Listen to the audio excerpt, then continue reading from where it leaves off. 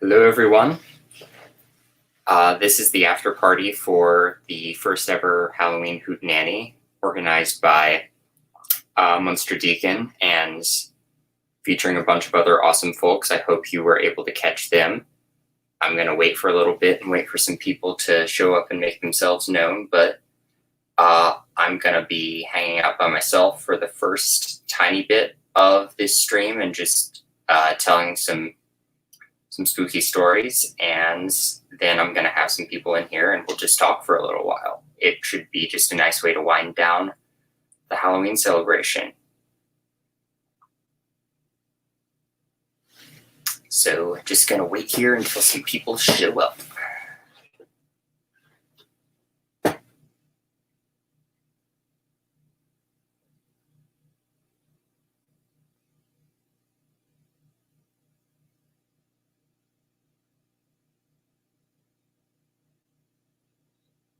All right, we got a couple people watching.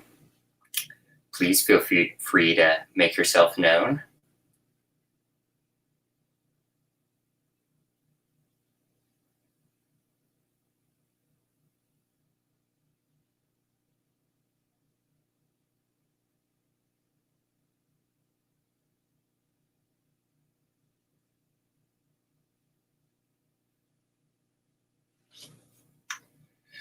I don't really have anything to say. Just waiting for some people to arrive is all.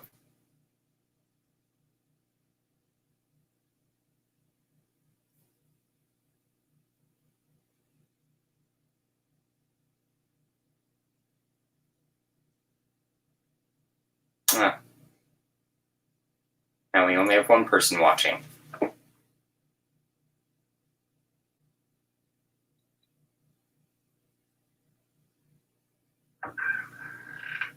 This is kind of a dull after party for the moment, but I will think of a way to make the most of it.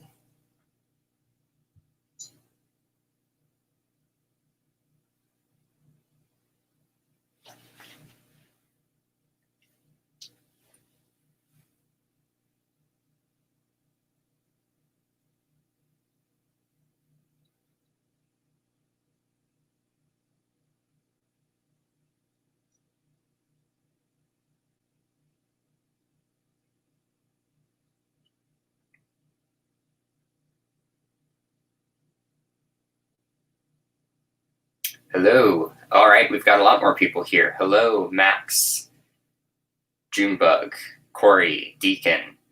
Yep, everybody appears to be here thus far.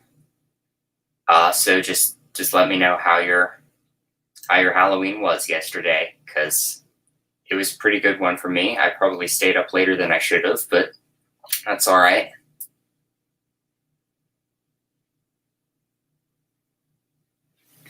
Just going to wait for a few more people to show up, and then, yep, the whole crew.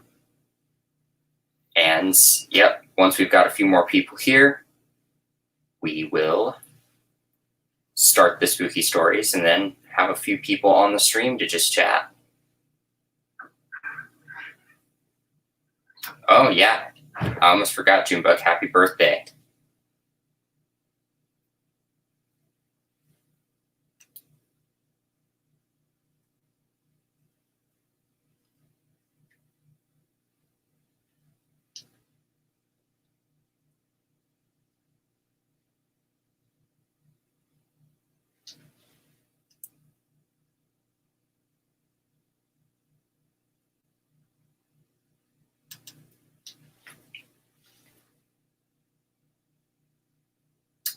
Hello, Midnight Raven. Glad you're coming here from Trinchy's channel. It was my pleasure, Deacon. I loved the radio show. I discovered Gutlocker thanks to that. That was an awesome band. Hello, Marty. Yeah, Halloween the Aftermath. I almost called this stream Halloween Hootenanny the Aftermath, but I just decided to call it the After Party.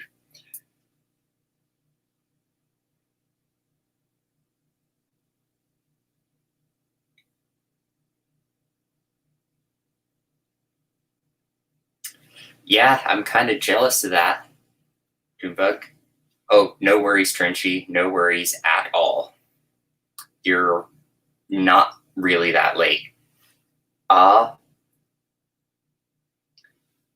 we seem to have a fairly good crowd here. I'm gonna wait just a few more minutes. Tell me what horror movies you've been watching for Halloween, and what movies you watched to prepare for Halloween week. And just what you did. I watched Sleepy Hollow yesterday morning, which was a wonderful way to celebrate. I watched Bride of Frankenstein in the afternoon, and then I had some friends over in the backyard. We did a socially distanced thing where we watched Nightmare Before Christmas together, and that was great. Yeah, I had fun at the Hootenanny. I wasn't able to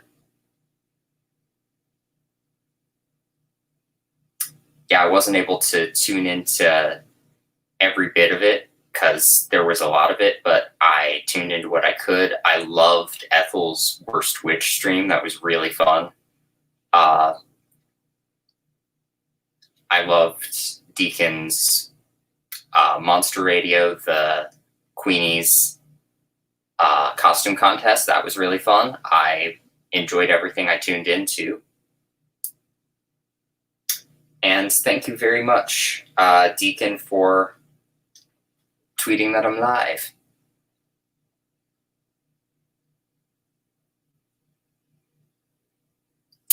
And yes, of course. Sorry, I forgot that your name is Ty, but I will remember that from now on. Yes, we are all friends here.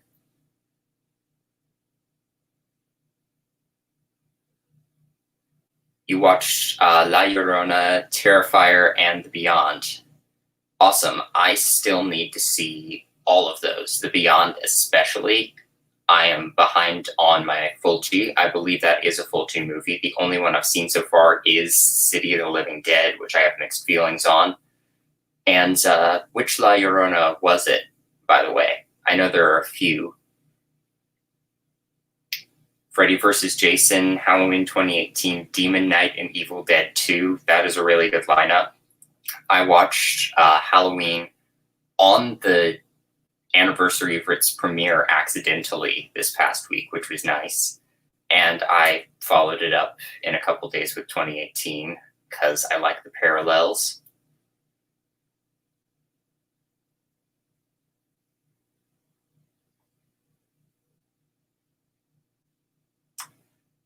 You watch The Platform. I need to see The Platform.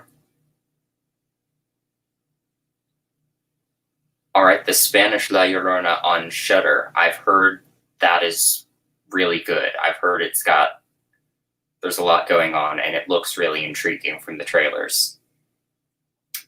You watched Sleepy Hollow 1990.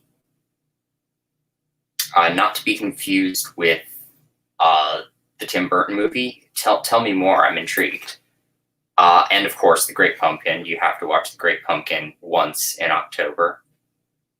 And hello, James. Yeah, you're not too late at all. As a matter of fact, now that you're here, I think I'm going to start with the reading. I didn't prepare a lot for this, but if you saw the thumbnail, you saw this lovely tome of Edgar Allan Poe. So I'm going to read you a story out of here. I just have to decide which one I am actually going to read you, because haven't thought about that. And for the record, Mary, I believe, is Trenchy, the Soulless Trenchcoat, on another account. So yeah. Yep, only 364 days until next Halloween.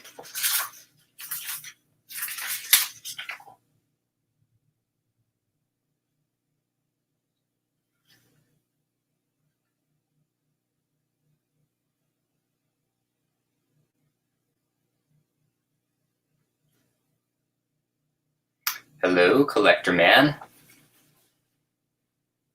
I watched Scarlet Cinema Volume 2 as well. I had fun with that.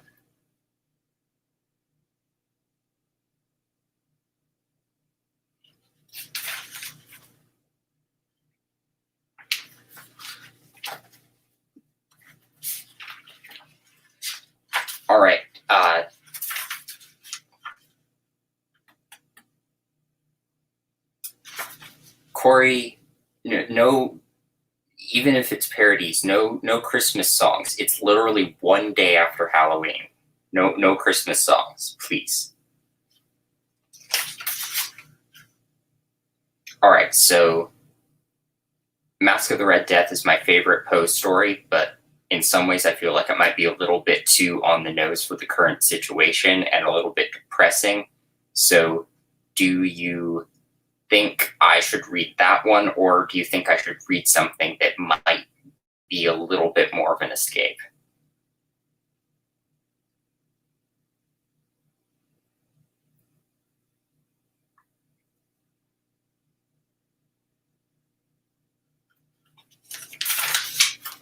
Yeah, give it a week at least. Yeah, this week is still Halloween celebration time for me. Today's Day of the Dead. On the 8th is going to be Bram Stoker's birthday. I'm going to do something for that. So yeah, I'm going to keep the spooky going, well, all the time, but I'm going to very intentionally celebrate it throughout this week still. Telltale Heart would be a good one, yeah.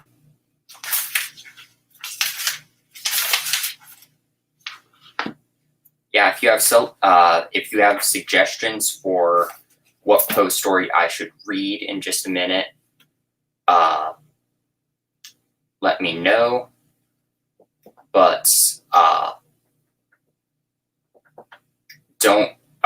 don't suggest something that's like Murders in the Rue Morgue, because that would take me like an hour to read. So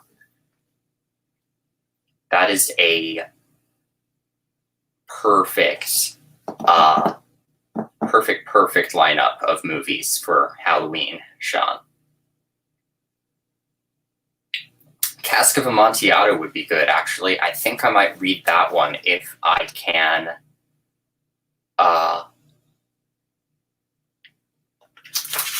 See how long it is. I'm not sure how long Fall of the House of Usher is. That's a good one, though. It's very bleak, though. Well, all of these are bleak. What am I talking about? But yeah.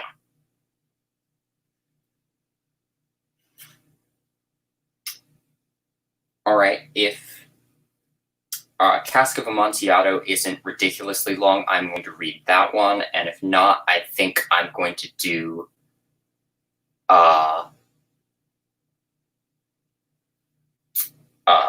Telltale Heart. I could, again, I'm not sure how long the Dukan stories are, Junebug.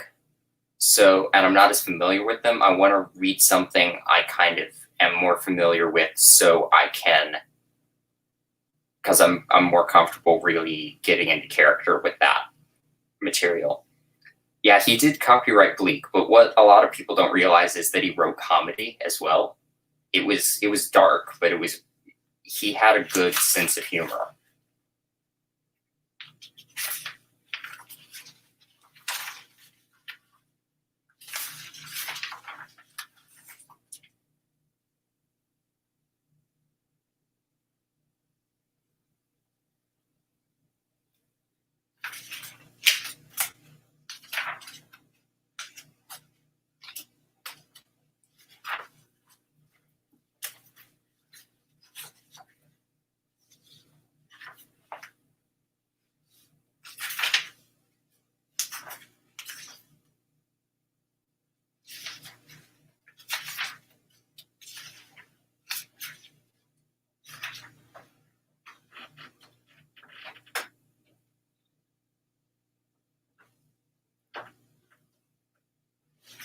All right, we're doing Cask of Amontillado, so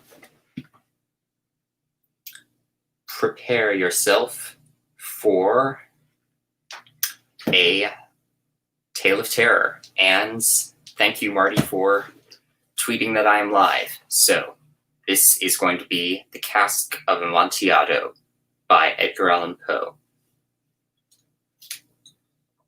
The 1,000 injuries of Fortunato I had borne as best as I could, but when he ventured upon insults, I vowed revenge. You, who know so well the nature of my soul, will not suppose, however, that I gave utterance to a threat. At length I would be avenged. This was a point definitively settled, but the very definitiveness with which it was resolved precluded the idea of risk. I must not only punish, but punish with impunity. A wrong is unredressed when retribution overtakes its redresser. It is equally unredressed when the avenger fails to make himself as such to him who has done the wrong. It must be understood that neither by word nor deed had I given Fortunato cause to doubt my goodwill. I continued, as was my wont, to smile in his face, and he did not perceive that my smile now was at the thoughts of his immolation. He had a weak point, this Fortunato, although in other regards he was a man to be respected and even feared. He prided himself on his connoisseurship in wine. Few Italians have the true virtuoso spirit. For the most part, their enthusiasm is adopted to suit the time and opportunity, to practice imposture upon the British and Austrian millionaires. In painting and gimmery, Fortunato, like his countrymen, was a quack. But in the matter of old wines, he was sincere. In this respect, I did not differ from him materially. I was skillful in the Italian vintages myself, and bought largely whenever I could. It was about dusk, one evening during the supreme madness of the carnival season, that I encountered my friend. He accosted me with excessive warmth, for he had been drinking much. The man wore motley. He had on a tight-fitting party-striped dress, and his head was surmounted by the conical cap and bells. I was so pleased to see him that I thought I should never have done wringing his hand. I said to him, "My dear Fortunato, you are luckily met. How remarkably well you are looking today. But I have received a pipe of what passes for Amontillado, and I have my doubts." "How?" said he. "Amontillado? A pipe? Impossible. And in the middle of the carnival?" "I have my doubts," I replied, "and I was silly enough to pay the full Amontillado price without consulting you in the matter. You were not to be found, and I was fearful of losing a bargain." "Amontillado? I have my doubts. Amontillado? And I must satisfy them. Amontillado? As you are engaged, I am on my way to Lucchesi. If anyone has a critical turn, it is he. He will tell me, 'Lucchesi cannot tell Amontillado from sherry.' And yet some fools will have it that his taste is a match for your own. Come, let us go." "Whither?" "To your vaults." "My friend, no, I will not impose upon your good nature. I perceive you have an engagement. Lucchesi, I have no engagement. Come." "My friend, no. It is not the engagement, but the severe cold with which I perceive you are afflicted. The vaults are insufferably damp. They are encrusted with nitre. Let us go, nevertheless. The cold is merely nothing. Amontillado! You have been imposed upon. And as for Lucchesi, he cannot distinguish sherry from Amontillado." Thus speaking, Fortunato possessed himself of my arm. Putting on a mask of black silk and drawing a roquelaire closely about my person, I suffered him to hurry me back to my palazzo. There were no attendants at home. They had absconded to make merry in honor of the time.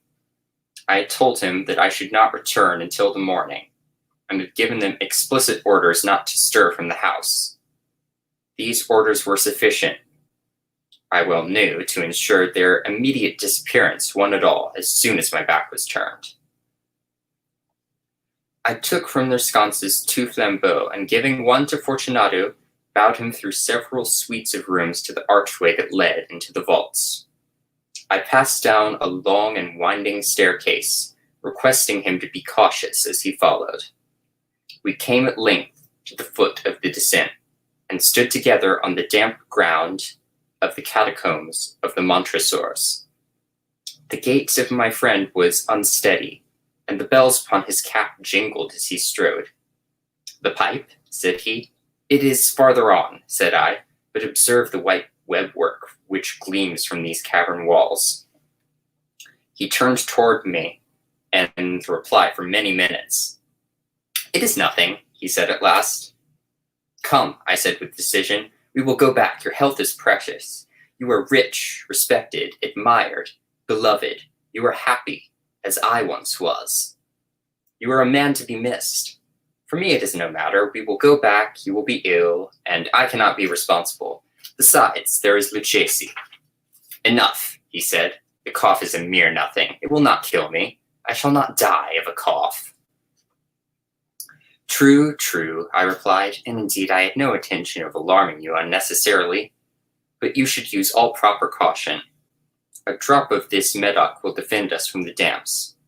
Here I knocked off the neck of a bottle which I drew from a long row of its fellows that lay upon the mold. "Drink," I said, presenting him the wine. He raised it to his lips with a leer. He paused and nodded to me familiarly while his bells jingled.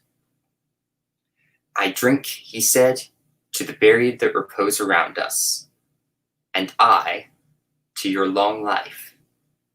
He again took my arm, and we proceeded. "These vaults," he said, "are extensive." "The Montresors," I replied, "were a great and numerous family." "I forget your arms." "A huge human foot in a field azure. The foot crushes a serpent rampant whose fangs are embedded in the heel." "And the motto?" "Nemo me impune lascit." "Good," he said. The wine sparkled in his eyes, and the bells jingled. My own fancy grew warm with the medoc. We had passed through walls of piled bones, with casks and puncheons intermingling, into the inmost recesses of the catacombs. I paused again, and this time I made bold to seize Fortunato by the arm above the elbow. "The nitra," I said. "See, it increases. It hangs like moss upon the vaults. We are below the river's bed. The drops of moisture trickle among the bones. Come, we will go back ere it is too late. Your cough." "It is nothing," he said. "Let us go on. But first another draught of the medoc." I broke and reached him a flagon of de Grave. He emptied it at a breath. His eyes flashed with a fierce light. He laughed and threw the bottle upwards with a gesticulation I did not understand.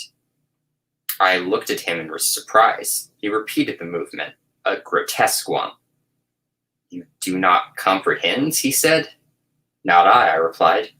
"Then you are not of the Brotherhood." "How?" "You are not of the Masons." "Yes, yes," I said. "Yes, yes. You?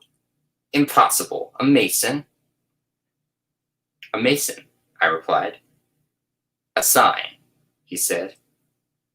"It is this," I answered, producing a trowel from beneath the folds of my roquelaire. "You jest," he exclaimed, recoiling a few paces. "But let us proceed to the Amontillado." "Be it so," I said, replacing the tool beneath my cloak, and again offering him my arm. He leaned upon it heavily. We continued our route in search of the Amontillado. We passed through a range of low arches, descended, passed on, and descending again, arrived in a deep crypt, in which the foulness of the air caused our flambeaux rather to glow than flame. At the most remote end of the crypt there appeared another less spacious. Its walls had been lined with human remains, piled to the vault overhead in the fashion of the great catacombs of Paris. 3 sides of this interior crypt were still ornamented in this manner. From the 4th the bones had been thrown down, and lay promiscuously upon the earth, forming at one point a mound of some size. Within the wall, thus exposed by the displacing of the bones, we perceived a still interior recess, in depth about 4 feet, in width 3, in height 6 or 7. It seemed to have been constructed for no especial use in itself, but formed merely the interval between 2 of the colossal supports of the roof of the catacombs, and was backed by one of their circumscribing walls of solid granite. It was in vain that Fortunato, in uplifting his dull torch, endeavored to pry into the depths of the recess. Its termination the feeble light did not enable us to see. "Proceed," I said. "Herein is the Amontillado. As for Lucchesi, he is an ignoramus," interrupted my friend, as he stepped unsteadily forward while I followed immediately at his heels.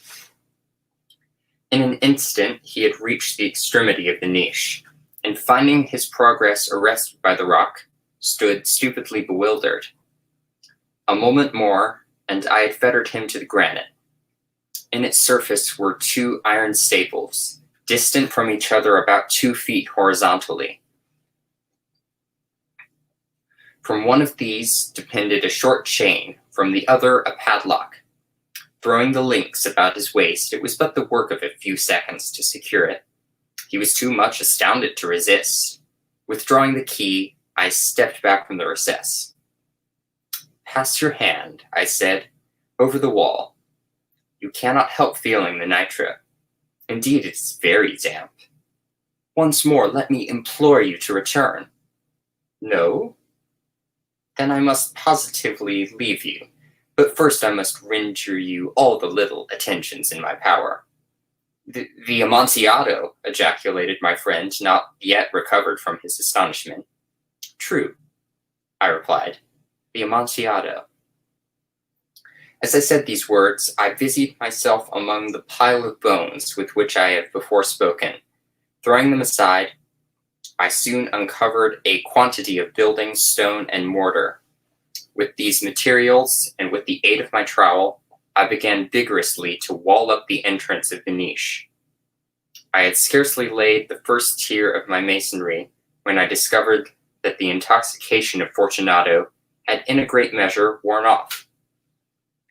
The earliest indication I had of this was a long moaning cry from the depths of the recess. It was not the cry of a drunken man. There was then a long and obstinate silence. I laid the second tier, and the third, and the fourth, and then I heard the furious vibrations of the chain. The noise lasted for several minutes, during which, that I might hearken to it with the more satisfaction, I ceased my labors and sat down upon the bones. When at last the clanking subsided, I resumed the trowel and finished without interruption the 5th, the 6th, and the 7th tier.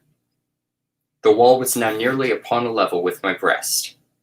I again paused, and holding the flambeau over the mason work, threw a few feeble rays upon the figure within. A succession of loud and shrill screams bursting suddenly from the throat of the chained form seemed to thrust me violently back. For a brief moment, I hesitated. I trembled. Unsheathing my rapier, I began to grope with it about the recess, but the thought of an instant reassured me. I placed my hand upon the solid fabric of the catacombs and felt satisfied. I reapproached the wall. I replied to the yells of him who clamored. I re-echoed. I aided. I surpassed them in volume and in strength. I did this, and the clamorer grew still. It was now midnight, and my task was drawing to a close. I had completed the 8th, the 9th, and the 10th tier. I had finished a portion of the last and the 11th. There remained but a single stone to be fitted and plastered in. I struggled with its weight. I placed it partially in its destined position, but now there came from out the niche a low laugh that erected the hairs upon my head. It was succeeded by a sad voice, which I had difficulty in recognizing as that of the noble Fortunato. The voice said, "A very good joke indeed, an excellent jest. We will have many a rich laugh about it at the palazzo, over the wine." "The Amontillado," I said. "Yes, the Amontillado. But is it not getting late? Will not they be awaiting us at the palazzo, the Lady Fortunato, and the rest? Let us be gone." "Yes," I said. "Let us be gone." "For the love of God, Montresor!" "Yes," I said. for the love of God. But to these words I hearkened in vain for a reply. I grew impatient. I called aloud, Fortunato! No answer. I called again, Fortunato! No answer still. I thrust a torch through the remaining aperture and let it fall within. There came forth in return only a jingling of the bells. My heart grew sick on account of the dampness of the catacombs. I hastened to make an end of my labor. I forced the last stone into its position. I plastered it up. Against the new masonry, I re-erected the old rampart of bones. For half a century, no mortal has disturbed them. In pace requiescat.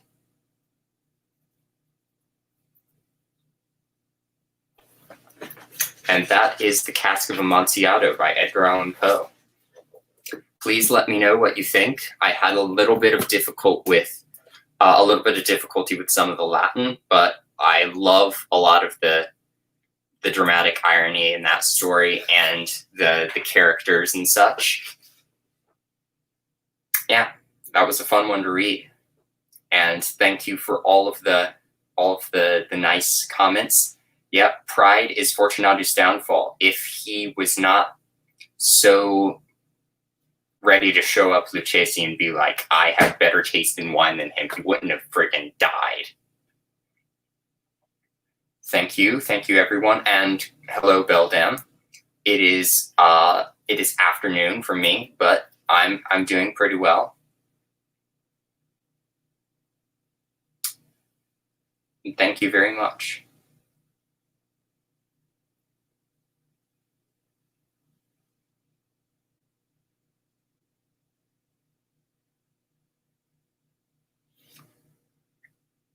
Wash hands, James Thompson. I'm a bit confused, but yeah. So that was Cask of Amontillado. In just a few minutes, I'm gonna have some people on, but before I do that, I have one more thing I would like to read for you, and that is going to be, oh yes, clapping. Thank you.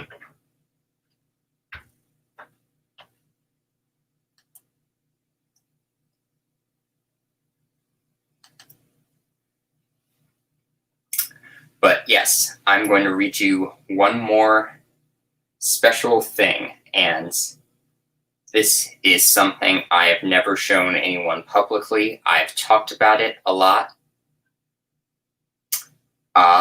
Thank you, Deacon. Yeah, it just shows the text of what it is on my screen, so it just says wash hands, so I was a bit confused.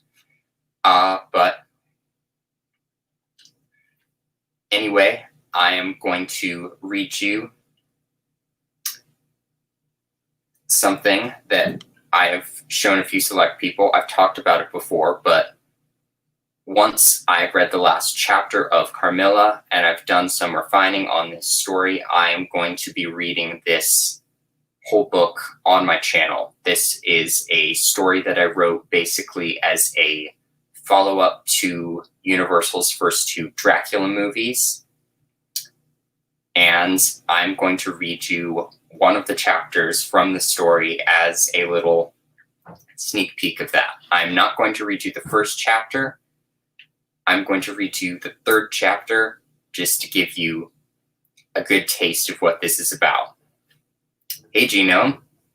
I'm about to read a story that I wrote, or at least one chapter of it.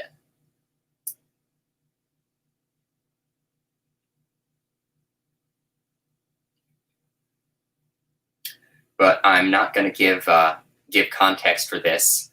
I'm just going to sort of throw you in so you can have a taste, and please let me know what you think of my writing, and be honest. I'm always trying to improve. And Max, I think I sent the full PDF of one of my drafts of the book to you a while back, and I'm glad that you liked it.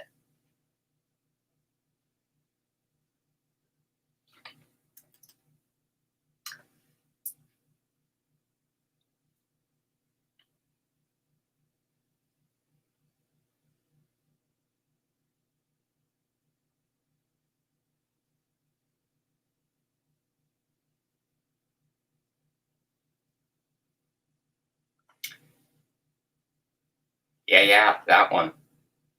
Aw, I'm honored, the stoker of your generation. That makes me happy. All right.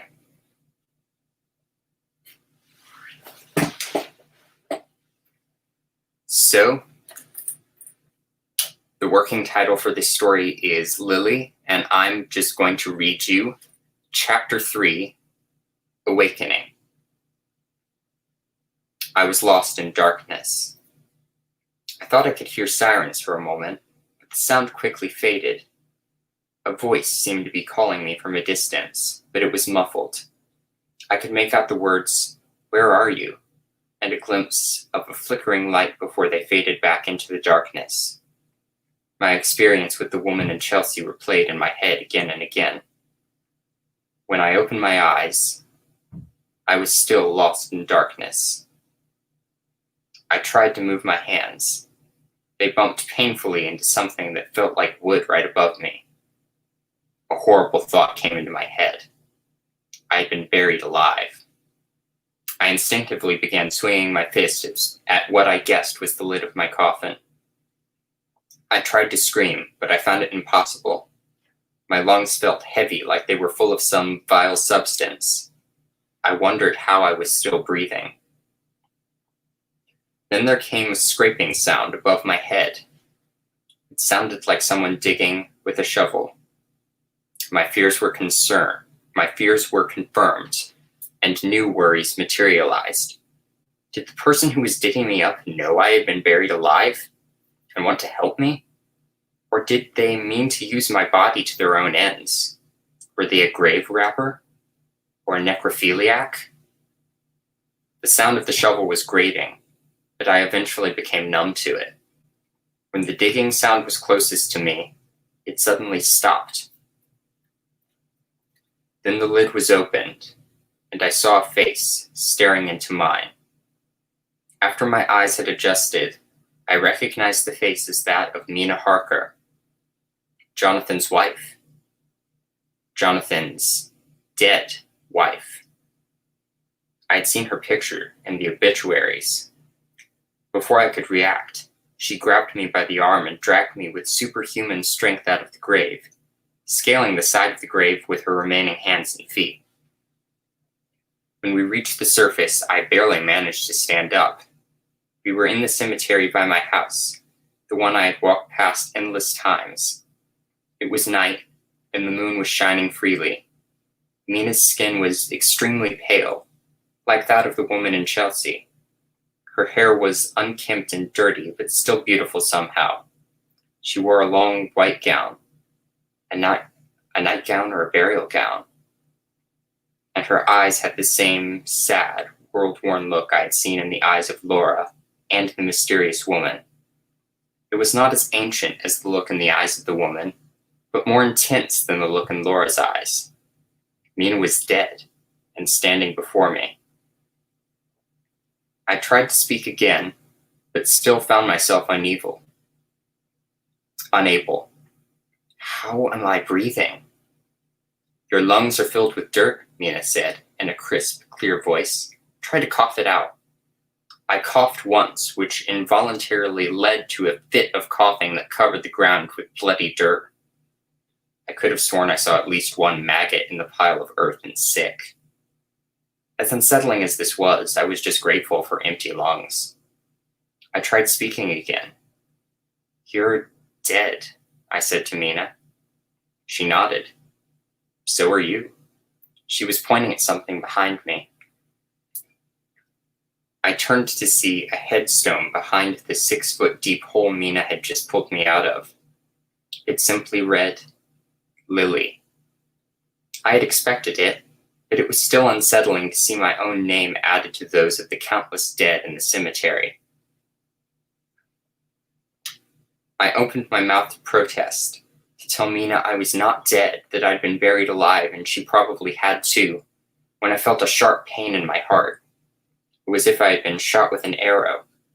I cried out in piercing agony, falling to my knees and clutching at the spot where I felt the pain. Then, suddenly as it began, pain stopped. Mina, who had been calm up to this point, rushed to my side. "Are you all right?" she asked, worry in her voice. There was a sharp pain here. I kept my hand over my heart. "It's gone now." "Who bit you, Lily?" Mina asked. "Bit me?" "You're a vampire," Mina explained, as if she had heard my question. She opened her mouth to reveal a pair of razor-sharp, kill-ready fangs. I wasn't expecting this. I expected myself to break down, to panic, to rethink my entire life. But I didn't. Instead, my mind drifted back to the woman. I remembered how her lips had seemed to hide something. "I remember who bit me," I told Mina. Mina raised an eyebrow. "Tell me." I told her everything that had happened from my attempts to drown myself onward. When I finished, Mina simply nodded. This is what she had expected to hear. Then she looked down at her feet, took a deep breath, and looked back up. "The woman who bit you was probably killed," said Mina. "That's why you felt pain." The look in her eyes was that of a parent telling their child that a relative had passed away, or that they were going to have to put down the family pet. The knowledge that the woman was dead sent a pain into my heart that faintly echoed the arrow pain. Despite my repulsion from her, I felt a connection to her beyond the obvious supernatural one. And strangely enough, the fact that she had bitten me was a relief. It was better than what I had dreaded. I felt free. I tried not to show my sadness at the loss of my killer, as I didn't want Mina to think I was weak, but I could tell that she noticed anyway. Sensing the tension in the air, Mina suddenly spoke. "I'm terribly sorry I never introduced myself. I'm Mina." She smiled with genuine kindness, extending a pale, bloodless hand. We shook hands. "Pleased to meet you," I said, smiling for the first time since leaving the grave. "I've seen your picture in the newspaper." "Really?" Mina laughed, a full, rich sound that widened my smile. "I didn't know I was that famous." "It was an obituary." "Ah," said Mina with mock seriousness, the smile never leaving her face. "Why did you want to jump in the river?" Her happiness was suddenly gone, replaced with almost motherly concern. I explained my situation with Laura. When I had finished, Mina nodded thoughtfully. "I promise," she said, "that I will help you find her." I let out a small, tittering laugh of incredulousness, then immediately covered my mouth in embarrassment. "Why are you helping me?" I asked. "Because no one has any right to keep you apart," said Mina, her voice full of calm conviction. A honey-sweet happiness started to fill me.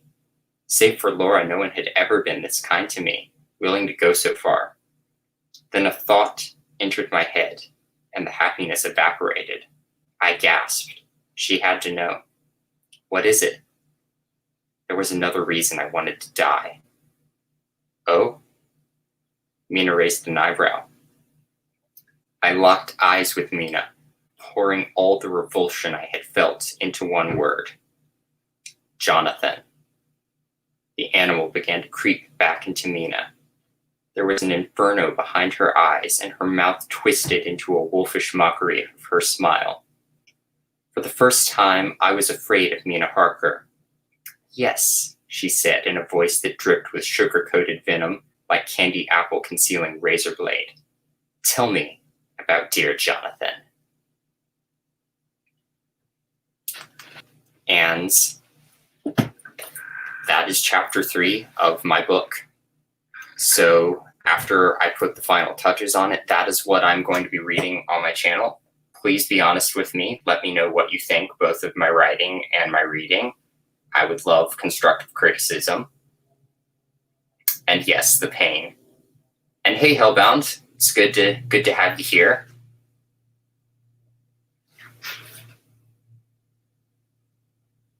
I'm glad you guys like it.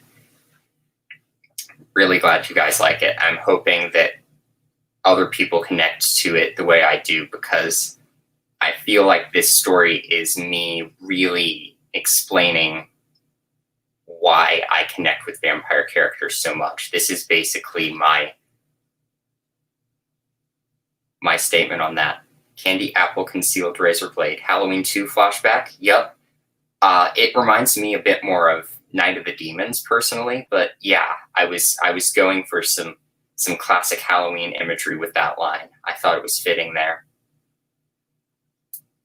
So, that's basically been the first hour of my after party. I just wanted to read you some spooky stories, give you a little hints of what's coming, but I'm going to get some people on the stream now. I'm going to invite some people in. So I know there are some people who were on the Hootenanny before. I'm going to invite them first. But feel free to let me know if you want to be part of this. I'm really glad you like it, Bildam. I know you have an appreciation for a good book or two, so I'm glad. Oh yeah, I know you want chapter 1 and 2. The only reason I didn't read them is because they don't quite get into the spooky territory I wanted to get into for the Halloween after party. And chapter 2 is almost verbatim a scene from Dracula's Daughter, but from another character's perspective. And age demographic wise, I'm not sure. I wrote the book mostly for myself, but I'm aiming for both people my age as well as just people who are older than me who appreciate a good vampire story. It's really supposed to be absolutely trenchy. I am planning on sending you a link.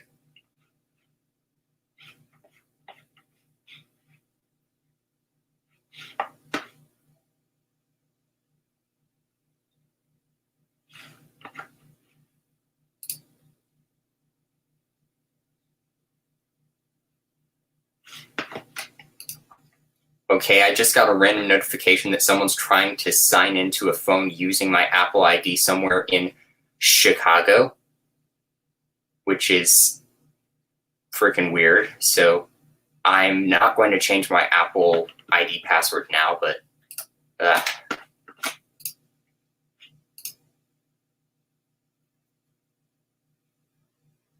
of course, Max, please do whatever you need to do.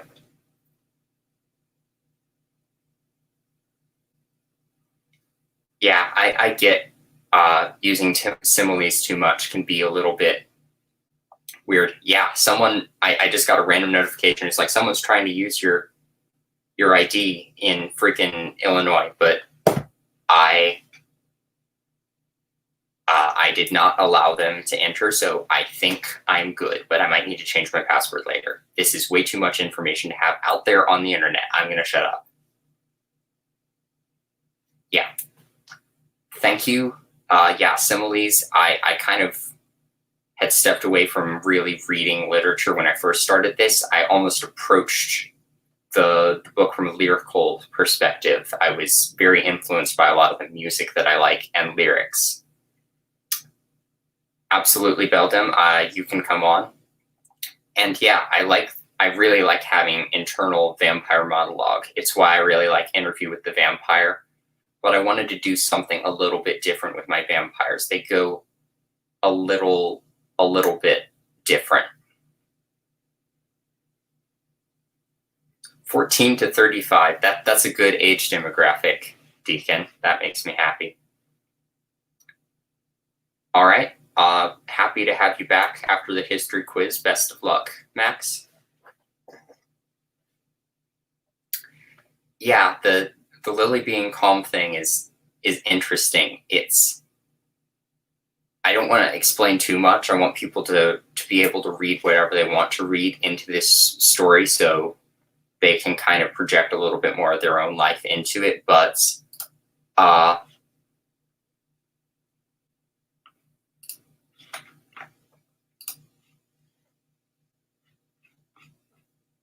and before you go, Max, there is a movie, I haven't seen it, called Thanksgiving. It is a Thanksgiving horror movie. I think Blood Rage is also a Thanksgiving horror movie. Haven't seen that one either, but I've heard those are two at least fun Thanksgiving horror movies. So that's a thing. Give me a moment. I'm going to invite a few people, and then I will get back to your comments. I'm sorry if I'm a little scatterbrained.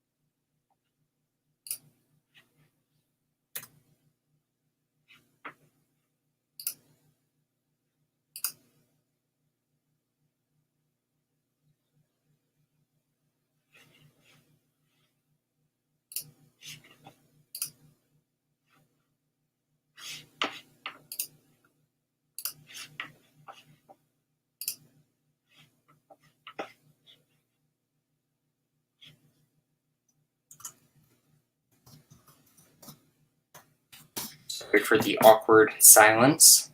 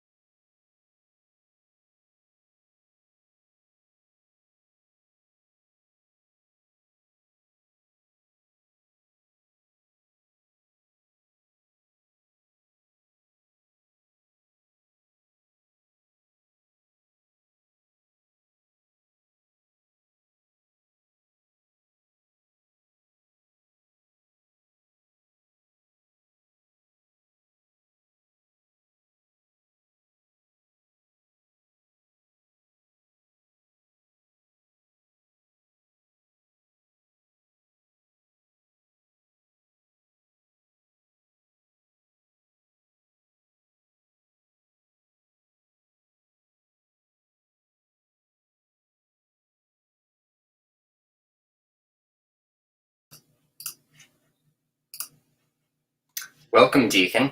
Hello, hello, hello. Hello. Oh, I have to admit, I really enjoyed your readings. It was great fun. I'm so glad. I'm so glad you liked it.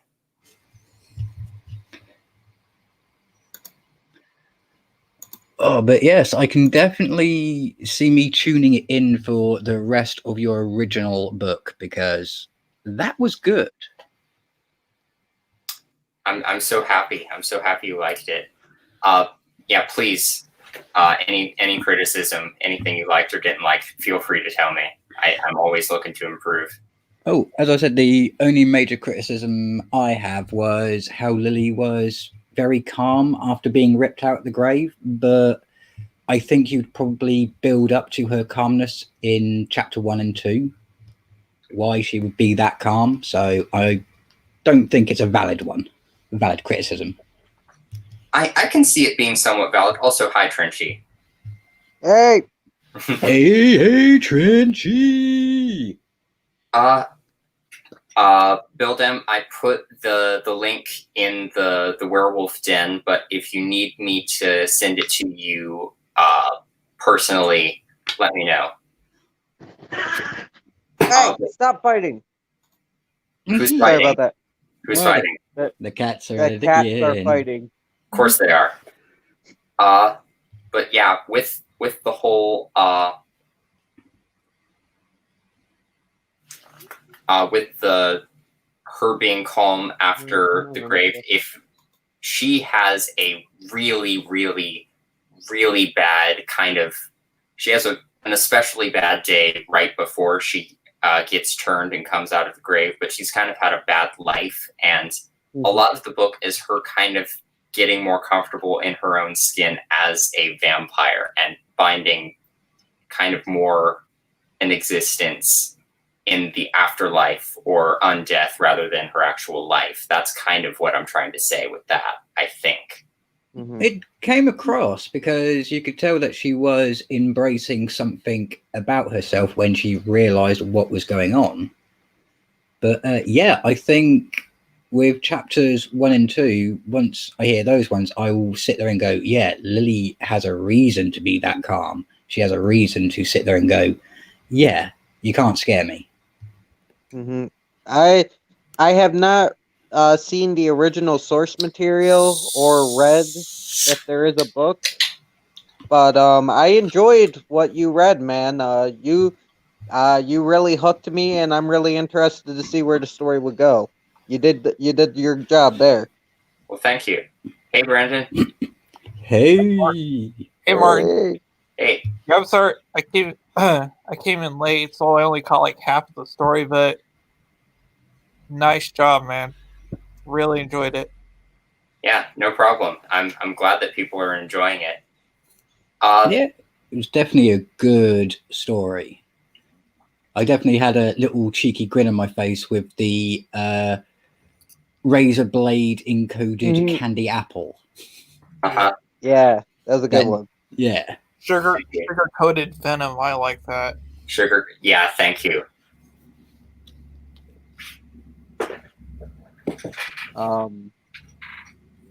I'd like to say, being a writer myself, you did brilliantly, and I love people that can write from the first person because I can't do that shit. I can only write from third person for some reason.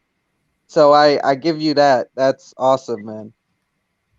Right. Well, that's kind of the thing. I have to put something from myself in the character, and the more I wrote the character of Lily, again, the source material for this is Dracula's Daughter, the sequel to the 1931 Dracula. So I kind of took a side character from that and made her completely her own thing. But I put a lot of myself into her. So there are even like weird, like nervous tics that she has, which are just things that I do. I try to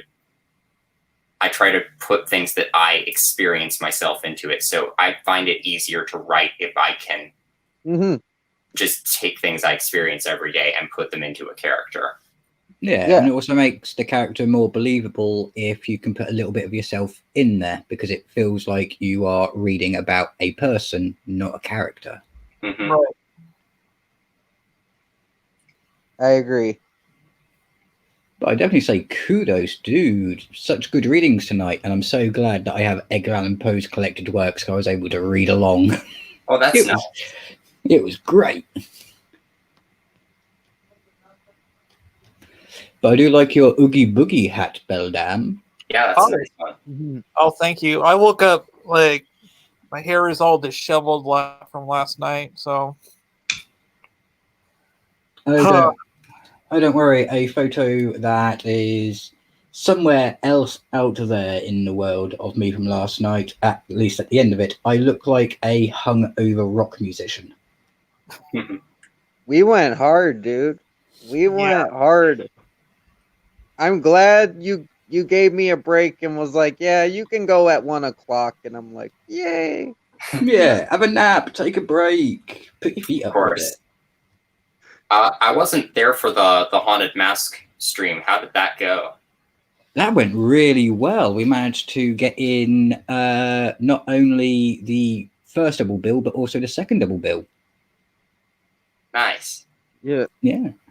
Very entertaining. And yeah, loads of commentary, loads of giggles, and a few things where we turned around and said, yeah, this would be Anthropoman's scene. Mhm. Oh, nice. But yeah, I'm just glad everyone had fun last night. Yeah, it was a good time. Mhm. Yeah, I'll call it a success. Mhm. Definitely. Absolutely. Well, just think of it. I'm planning next year's already, so I'll be a bit more organized. That's good. You ran that shit well, though. Even with the little hiccups, you ran it well, man. You did a Yeah. good job. You made sure everybody got the most out of it and was happy and stuff. Yeah, it's just unfortunately that it turns out that one person's time zone was 15 minutes off what I thought it was. Hmm.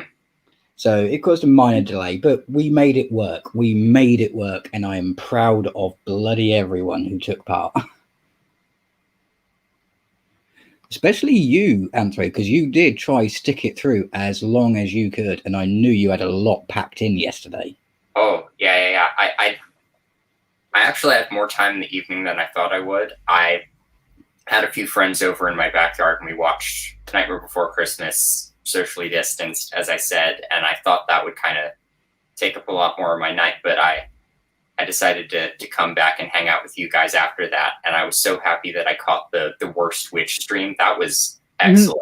Yeah, that was funny. We really enjoyed that.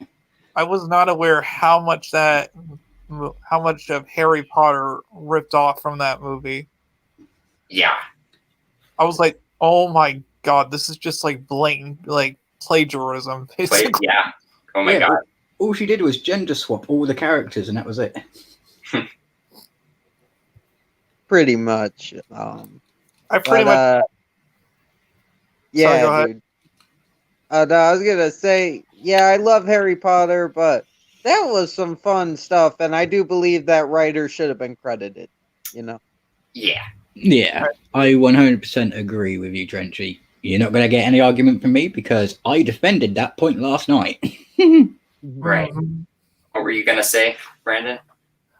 I was gonna say I pretty much got rid of almost all of my like Harry Potter merch. I only kept like one shirt, and I still have like all the classic hardcovers because I can't part with them. I got rid of like all the movies and stuff because I don't want to support Rowling anymore because of the shit that she pulls. I mean, I'm looking back. I'm like, I should not have put this much money towards this person had I known. But for me, I'm kind of glad that I own everything now, and I didn't put that much money towards it. So I just have the movies and the books just in my family's house, and I can enjoy the stories, but not put any money towards what she's doing. Yeah, once you've already spent your money, so if you can keep it, because one day it might actually be worth something. But for now, don't buy anything that is associated with her. Vote with your wallet. Right. Mm-hmm. I agree. But then again, I am the dull British person, so haha. I thought all the segments last night were unique. I missed the first couple, but I thought everybody had a unique take on Halloween, and everybody had a different fun kind of thing to do. And I like how it all worked together into something great. Yeah. Oh, after you, Anthro. Oh, I was just gonna say, yeah, your stream last night was excellent, Deacon. I discovered some great new bands through that. That was a lot of fun. Awesome. And apparently the band Gutlocker did tune in to the radio show, and you now have a few fans in the UK. Aww. Did you guys? Yeah, I think the band is either sub to you now or will be soon. That's amazing because I loved them. Did you guys hear the Deacon won Queenie's Halloween costume contest? Yeah, I Well, I was you're- surprised by that because I put the picture up, but it was kind of like I'm only putting this just to put it out there. I'm not expecting to be put into the competition. Mm-hmm. He got like 59 votes. Yeah, Bloody that voting hell! system was kind of nuts, though. Yeah, vote with pumpkins. Yep. But it was entertaining. I enjoyed what I was able to catch because Queenie's costume segment was entertaining, especially with her comments with the people's costumes going, "Oh my god, this looks quite cool." You can see they put a bit of effort into that part. Yeah, Yeah. Queenie brings sort of their own sort of passionate opinions on everything into it, and I love that. Yeah, it was definitely a good stream. And then you had the Bell Dams, and that was absolutely awesome. It's been a while since I got to watch Goosebumps, and that was a perfect double bill. Man, the Haunted Mask, man, underrated story. And the second one's brilliant as well, but the first one just has this really creepy love story thing going on, which I actually enjoy. Sorry, Alfie. Oh, my doggy's come into the lounge. Do you want to come up here? I said I preferred the second stories to the first one. I think the second story is still underappreciated or underrated. It is.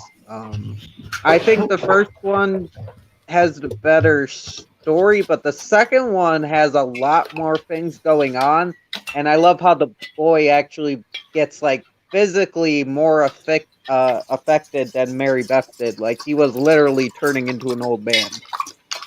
Yeah. Ampro, you've seen the Haunted Mask episodes, right? Yeah, it's been a really long time, so I don't remember it that well, but I have seen it.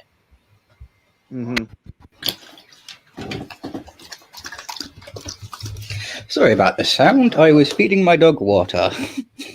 You're good. Oh.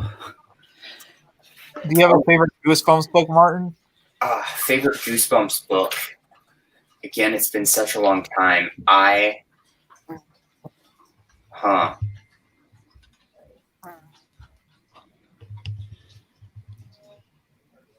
To be honest, I think I watched the show a lot more than I read the books. When I was having the books marketed to me in like elementary school, I was intimidated by the cover art. I was like, this is going to be like 10 times scarier than it actually was.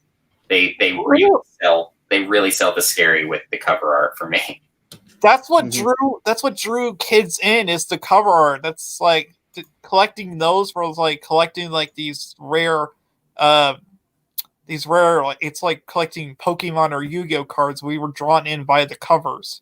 Right. That's the thing with me. They always sort of felt like they had a little bit of an edge to them just because of that sort of very realistic cover art to them. It's like a lot of things at that age for me. I was sort of compelled and repelled by them at the same time. I was scared of them because I thought they were going to be a lot more dangerous than they actually were, but there was something attractive about that as well. That's so interesting. You're the last person I would think that you're the last person I would think that would be scared of those covers, because like you love the horror genre so much. Yeah, that's an interesting thing with me, because I wasn't really like the horror guy when I was really, really little, but I was like scared of everything. And I was like, it was weird because I was scared of everything, but that's why I was drawn to monsters, because I felt like if I could sympathize with the monsters, the monsters can't hurt you if you are the monster. So I started to sympathize more and more with the monster characters for that reason. It was sort of a self-defense thing. It was weird. That was halfway me, man, because it was like I was scared of a lot of things too when I was a kid, but I was also intrigued by the monsters.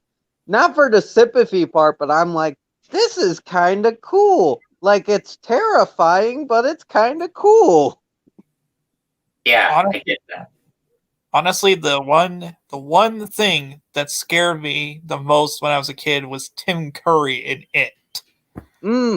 I can My see first. that. My first, man. I was so scared of Tim Curry in that movie. I Dude, that was made so, me. Oh, my bad. You go. no, You I was finish gonna up. say, I was so scared by that movie that I refused to walk into any video store because I could not walk past that cover. And this was Dude, years. it made me terrified of toilets, of sinks, of bathtubs, and this is like stuff I have to use every day. Like washing machines, I'm like, this fucker's just gonna pop out and eat me while I'm pooping, and that would be like gross and sad. Yes, Max. Yeah, Coraline was the thing that probably just traumatized me to beginning to end the most. That was the scariest movie I had ever seen when I was younger, to the point where I didn't want to watch it again, but I just found myself more and more drawn to it as I got older, and now it's one of my favorite movies. I just bought another copy of Coraline. Nice. I got the 2-disc collector's edition with the slipcover. I already own it in like the 4-pack that comes with like Coraline, Paranorman, Box Trolls, and Kubo. Nice. But I wanted its own like separate release, and then I found this other copy of Paranorman that had the most beautiful slipcover you would ever see. I can't wait to like show it to you guys. That sounds lovely. I own all of the Leica movies except Kubo, but they're all like just separate copies that I bought as I saw the movies and fell in love with them. So yeah, and I don't have any of the like special collector's editions, but I hope I get a hold of them at some point. Mm-hmm. I gotta see Paranorman. I heard Paranorman that's really is good. excellent. I haven't seen the most recent one yet. What is that? Which was that? Missing Link. Oh yeah. That one looks fun. It looks cute, but like with Leica, always the movies like they came out with before, they always have like this kind of a little bit of a darkness to them. Mm-hmm. Not all of them, but like mainly Coraline and Paranorman had this like macabre tone to them. Mm-hmm. But Missing Link, it looks more like family friendly. So I'm kind of like, I don't want to rush out to buy it just yet. Even though I like Leica, Leica is one of my favorite companies. Like their movies are so underrated, and I can't believe they don't make the money they make because of the work they put into those stop motion puppets. But Coraline's probably my favorite. I literally named my channel after the other mother in that story. Right, exactly. I mean, regardless of what movie it is from Leica, there's this really beautiful handmade stop motion to it. You can tell just how much they put into the animation itself, and I'll watch it just for that. But with Coraline and Paranorman and the Box Trolls, although I haven't seen it in a long time, it's just a really good story that's marketed to kids that has something of an edge to it. Even the Box Trolls, there's people explode in the Box Trolls. Yeah, I haven't seen Kubo, or Paranorman, but I can get the feels from the movies that they all have like a very much a maturity to them. They're still kids movies, but they have a mature theme to them. Even though Box Trolls is a little silly, it still has that underlining mature theme. Yeah. Coraline and Paranorman feel a lot like 80s kids movies as opposed to like modern kids movies. Especially Paranorman. That movie, like Paranorman, is a lot funnier in a sense than Coraline is. Yeah. I like that Coraline has this sort of mix of just nightmare imagery and delicacy to it, but Paranorman just goes sort of all out with like the 80s character tropes with all of the characters, but bringing something more to them. You've got the cheerleader older sister and the jock character, and just all of these amazing stereotypes, but they also have this deeper humanity to them, and it's really fun. Mm-hmm. Yeah. Oh, you go, dude. You go. You go first, Trench. No, I was just gonna say is that Coraline's one of my favorite horror movies of all time, and I think why it speaks to me especially is because of the Alice in Wonderland kind of theme to it. You know, it's got that same kind of arc, and I love Coraline in the movie. She's got an actual personality that you can get behind. It's really good. Mm-hmm. Yeah, she's not the prim, proper English girl. She's actually an American tomboy. It works. Mm-hmm. I've seen some people who said that Coraline as a personality is kind of dull, like saying that she doesn't have much of a personality or identity, or I don't know. I don't think so. I disagree with that. I feel like she has a sort of attitude to her and a playfulness, and she feels like she's probably a little bit grating to her parents, but she's not a bad kid. She feels like a real person, but it's not like they go into like all of what her like specific interests to. It gives you room to sort of put yourself in her shoes and just sort of identify with her. Mm-hmm. Do you guys want? Go ahead. Oh, you got that. You let me have it last time. You go this time. Yeah. I was going to ask, you guys watch theory videos on Coraline? I've seen some. Yeah. Sometimes, yeah. The whole idea behind the well also being a portal is fascinating to me because it definitely feels very intentional. Have you guys seen the one where the doorway is like they say that the doorway little travel between the worlds is a living monster? Yeah. Like it's alive? Yeah. And that the other mother's a parasite in his stomach. In its stomach, you gotta check that one out. I'll send it to you, man. All right. Interesting theory. Definitely send that one my way as well. Yeah, dude. Were we gonna say Trenchy? Oh no, I was saying yeah, dude. In Bedlam, I don't know where I can contact you, but I would definitely want to send that to you as well because you're a big fan. If you want, I can send his Twitter to your Twitter. That works. Yeah. What I was gonna say was my favorite theory is there's the whole doorway thing, like all the entrances, like there's different entryways into the other realm. So at the end of the movie, we don't like it's speculated that Coraline never went back to her mortal world. She just went to another part of like the Beldam's lair, but she thinks that it's her world, but it's actually part of the Beldam. It's still part of the Beldam's world. So she's kind of stuck, and she basically locked herself in when she threw away the key, and it's just another part of like the Beldam's toying with her, you know. Oh wow! And because at the end, like, remember when the cat like disappears again after like into the sign? Mm-hmm. That's kind of like that could be a hint whether or not she's actually back in her own world, or is in part of another part of the Beldam's world, because there's there could be like multiple doorways that she just it's like the moving staircase in Harry Potter, except it's like a doorway. There's different like there's different like tunnels, and she just like found herself in another part of it. Mm-hmm. That's a good theory.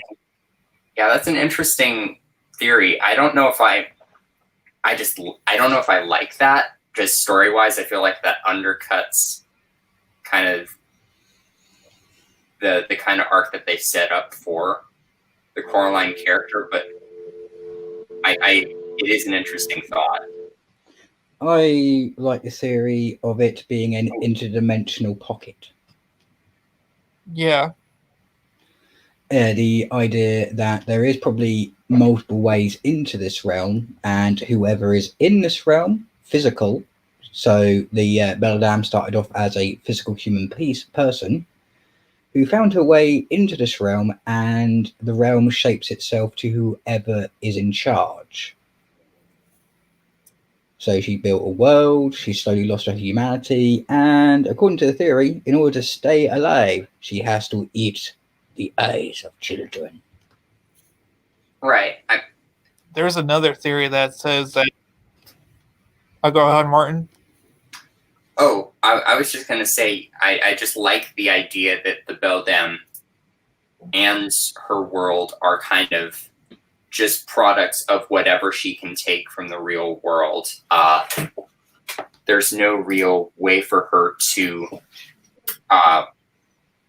create anything original.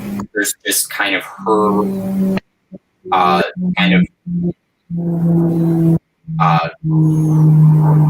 just kind of her sort of, there's her, and then there's everything she's created. Nothing else is. I'm rambling. I've lost my train of thought. You go on. No, I know exactly what you mean. She has the ability to make anything she wants in this world, but she can't be creative. She can only copy things. Yeah. So Right. Yeah. and the copies are always slightly flawed. Mm-hmm. That's why I like the box that the mom. There's another theory at the end. It's like it's the gloves, because that is something that's truly heartfelt that only Coraline's real mother can give her. Yeah. Mm-hmm. There's another theory that says that the Beldam could be the same species as Pennywise. I can see I know that one. It's Yeah. the creature. If they could connect Coraline to the Stephen King universe, then yeah, that is definitely plausible. There was also a different one saying Just like that. Yeah, just look into it. She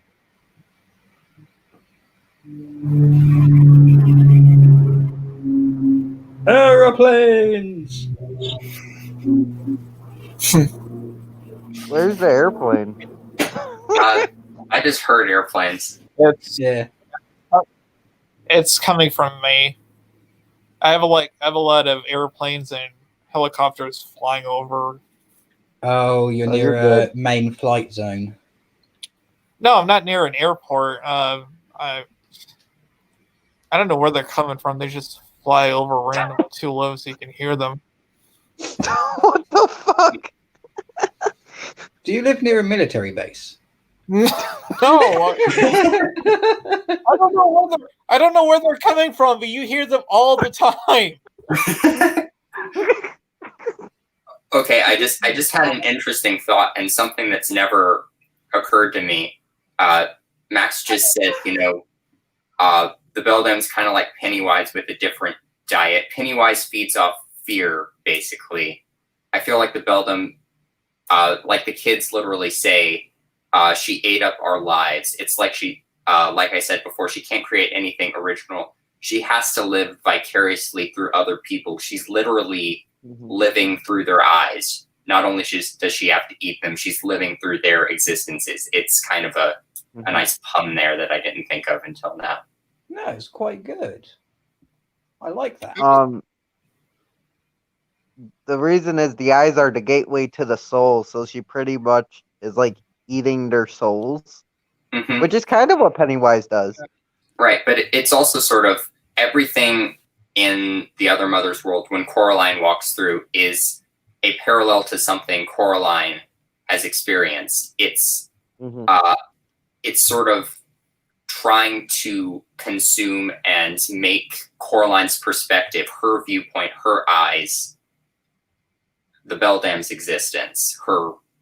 Everything is something taken from Coraline's eyes, basically. Well, she only created like the apartment building, and like the house, and just like the surrounding orchids. But she did not create like the town and everything else Coraline saw in the movie. She Right. Yeah. only created like something that Coraline could call home. Hmm. Right. Because that's I feel like that's as far as her power could extend. She could create a little sort of facsimile of Coraline's old home and the portrait of her friends, but that's it. Yeah, and if you think about how the Beldam works for enticing Coraline in, you could say the Beldam works and primarily feeds off love, affection, devotion, and then the willingness to become part of her. Yeah, she's trying to play the part of a good mom as well, but Coraline isn't complying with what her idea of a daughter is. Hmm. Another theory I heard, which I think you'll like this one, is in the book the rats are real. So they're saying that the rats are like planning on taking over from the other mother and taking over the world, because throughout the book they sing like these eerie warnings. Um, I'll probably send that one to you guys as well, because that's another interesting theory All about right. how the rats may be the real threat of the story. Well, have you ever heard of something called the plague? Yeah. True. I do like that basically. One thing I don't. Oh, go on. One thing I never. I go ahead. Oh no, you go. I'll So yeah. one thing I never understood about in the movie was how did. Sorry, Martin. What did? No, go ahead. What were you saying? I was You saying said you can go ahead. Fine. I said one thing I never understood. One thing I never understood in the movie is how did the Beldam abduct her parents? I mean, they're not going to Did she willingly though? crawl through the door, through the Huh? Did she though? Was it all just a mind trick and the parents just were out on like a trip and maybe it was all just an illusion the whole time? That's a thought. Well, they did have a technical issue in the household where the dad's computer went completely hootenanny, deleted all of his compost column, so they probably did have to head out somewhere to get that PC repaired. I do love Yeah, that. but the first time Coraline did that by accident when she went back to her own world, her parents were just gone. And then she found the doll, and then like, I never got that. How did she abduct them?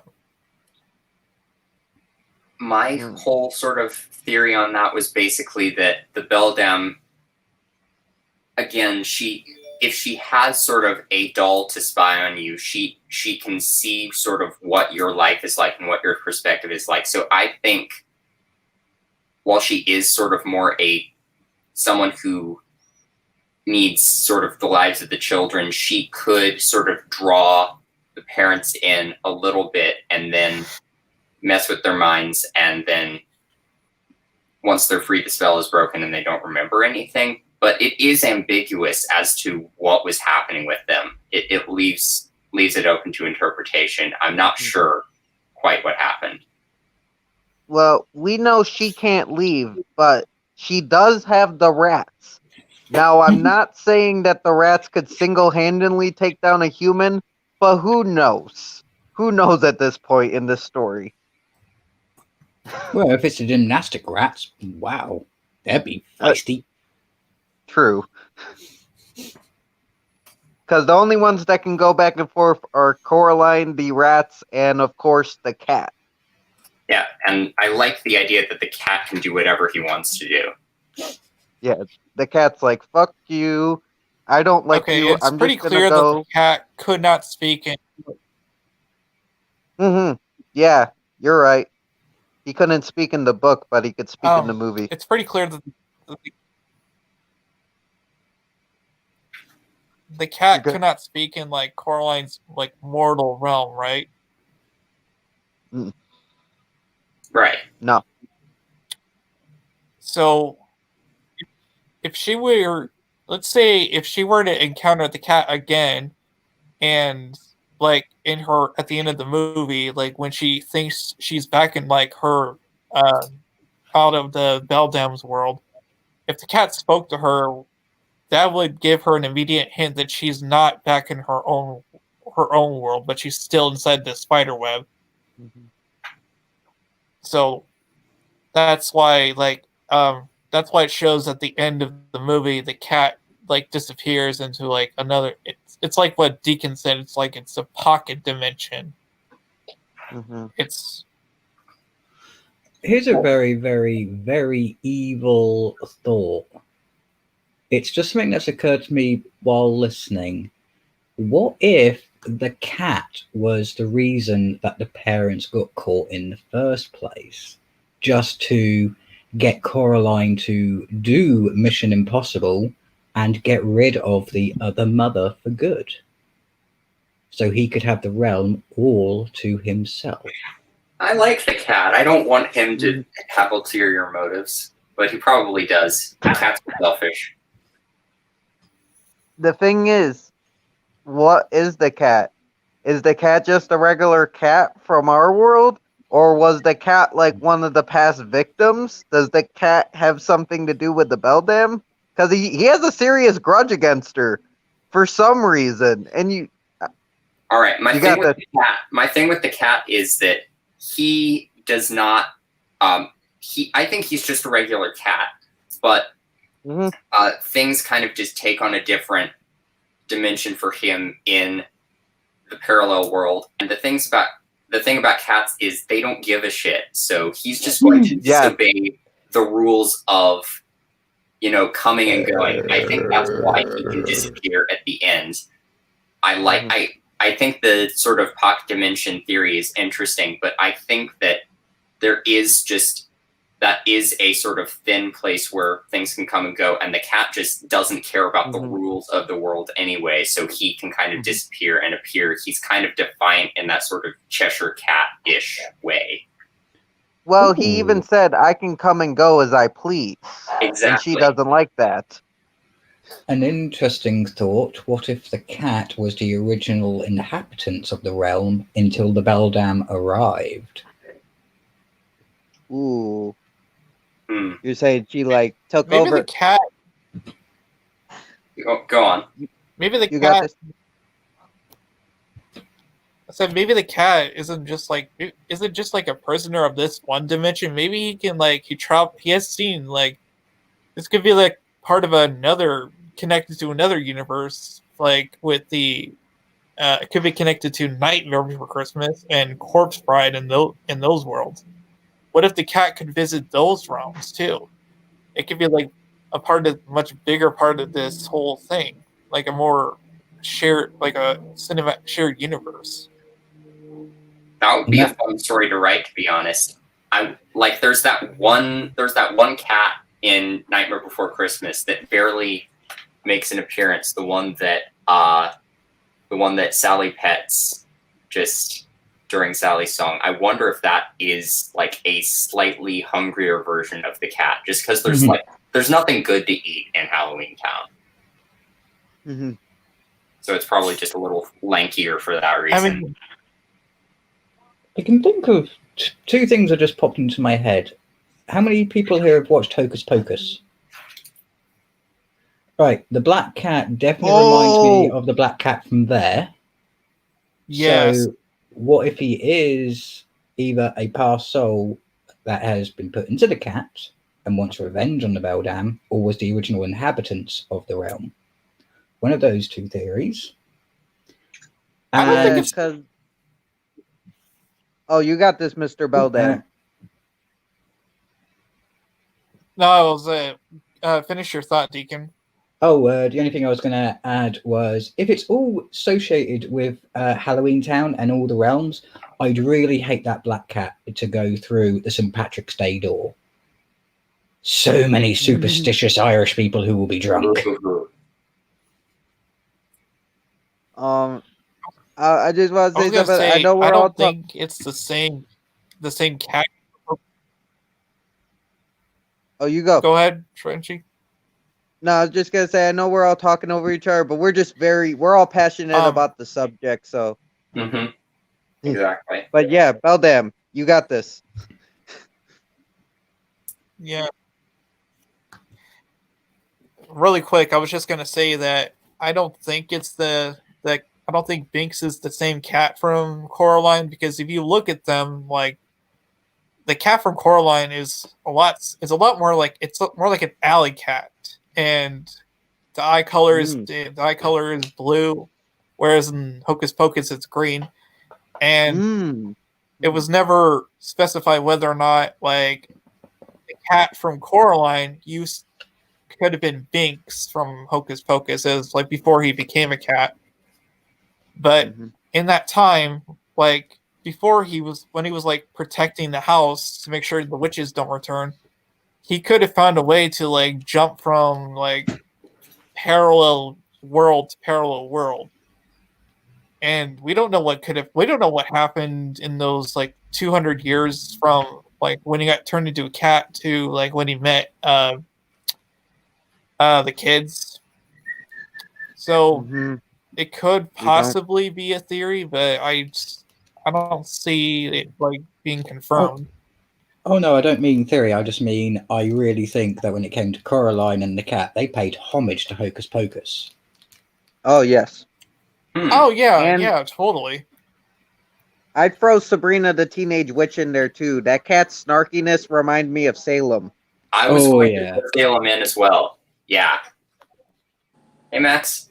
Hello. Can you hear me? What's up? Nothing. I'm broadcasting via my phone, so if the audio isn't great, that's the reason why. Everything sounds fine on this end. I hope everything sounds good for you. All right, cool. I know the struggles, man. I'm doing the same right now. I'm using my mom's phone. Yeah, I gotta figure out a way to prop this up. We all have the struggles every once in a while. The only person who has a proper professional setup is our dear Fiend. Yeah. And if by proper professional setup you literally just mean the family laptop, then yeah. Well, at least you're sitting there, studio-like, big black armchair, like you own the place. This is my lair. It's your evil, evil lair where you do evil, evil things. Such as keep people in suspense because you read chapter 3.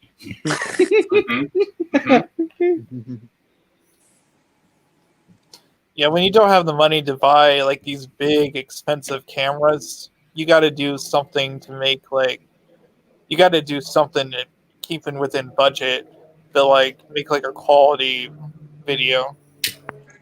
Yeah, I try to go for high quality stuff with as little as I can. No.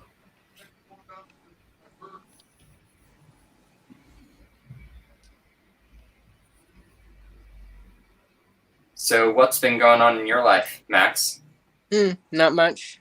I mean, college and more college, and you get the idea. Yeah. I hear that. I've still been trying to do more theorizing about the Thing, because it's a good movie. Yes, it is. Great ending. I don't want to spoil it if anyone in the comments has not seen it, but it's definitely keeps up the suspense. I've seen a lot of theories out there, but I guess we'll never know. Yeah, it's the fun of theorizing. You can play around with ideas, you can discuss it, but there's never going to be a solid answer unless the writer gives it. That's true. Yeah. I know that there have been like comic spin-offs that try to run with what might have happened, but Yeah. haven't read any of those yet. There was also a game too, but that story was deemed non-canon to the movie. Well, yeah, I like to Really? see them in. Huh. Yeah, it was. I thought Carpenter said it was canon. Let me check. Oh, and I while don't know, he's man. checking that, I shall quickly say it is now 9:45 my time in the evening. So I am going to leave the stream, but I'm going to hover in the chat. All right. Hi, Deacon. Deacon. Lovely to see you, Mark, and lovely to see everybody else. You guys have a good evening, and yeah, I'll be around. Bye. What? Stay Bye, frosty. Deacon. It was endorsed by Carpenter, who voices his game character in an uncredited cameo. So there we have it. So, does endorsed by him mean canon, or just that he thought it was a cool game? I don't know. Let me find out. The fight between canon and non-canon. Will Yeah. there ever be an answer? Right, and then there's like different, there's different canons for the same story, which is always fun. The video game is a canon Yeah, to the and movie. So, So it's canon. Oh wow. Yeah. Mm. So, okay, not gonna spoil it. I feel like most of us on the stream have seen the movie, or at least know what the ending is. It's so iconic in the horror genre, but yeah, don't know if we want to spoil it for the few people who haven't seen it. Fair enough.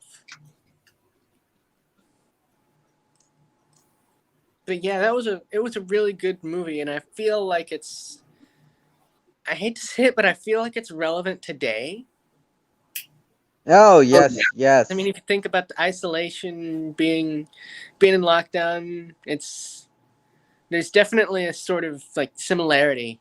Mm-hmm. Have you seen the video that Michael Dougherty put together? It's just a montage of clips from different horror and sci-fi movies, basically telling the story of the pandemic, and The Thing is one of those movies. Oh, yeah. Come to think of it, I think I have seen that. Have you guys seen the trailer? Oh, my bad, dude. You go. Everything I Need to Know to Survive COVID-19? Yeah, that one. Brilliant video. You guys see they have a trailer for a COVID horror thriller movie starring a Disney star. There's a trailer for it. It's the weirdest shit I've ever seen, but it exists.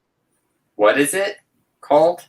It's a COVID thriller horror film starring a Disney star.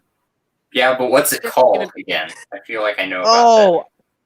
I don't know. Like, it's got a weird name. Did we watch this on a stream the other night? Martin. I discovered it on Martin's stream.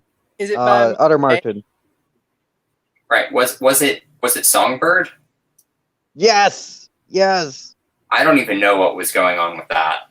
It's supposed to be a dystopian horror about COVID-19 lasting for another 3 years, 4 years, however many years. I probably won't watch it. I need a little bit more of another layer of escape to sort of deal with the horrors of real life in my horror. Thank you. This shit ain't even over. Already making horror movies about it. I mean, when COVID hit, Full Moon immediately just pieced together ragtag bits of other movies to put together a Corona Zombies film that was awful. I'll watch it because it's got Sophia Carson in it, and I'm interested to see what they're gonna do with it. That's all. I'm not expecting it to be good, but it's like The Purge with COVID. I'll watch. What the fuck? Ooh. Hey, Raven. Oh, and I meant to say hey to Wendigo and the Nightmare earlier. Sorry for the late response on that, but hey. And hello, Hey. Raven. Glad you stopped by. Hey. But yeah, it's crazy how many films mirror the pandemic. One of my friends watched Alien recently, and he wasn't a fan, and one of the factors was the isolation made him feel too much of real life. Yeah, that's definitely there are parallels, especially now. Yeah, he didn't like the quarantine word being in there. He's like, I hate the quarantine word. Why? Damn you, movie. I mean, early on in the pandemic, I was just like, I need an escape, so I watched the Hammer movie, Vampire Circus. And that movie is about a town under quarantine because of a plague happening outside of it. And I was like, damn it. But also, Vampire Circus is just a great movie, so. Even when we try to escape, we always find parallels.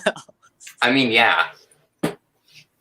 It made me want to watch The Stand, man. I don't know why, but it's like horrible stuff's happening. I want to watch The Stand. That's my comfort movie during the pandemic.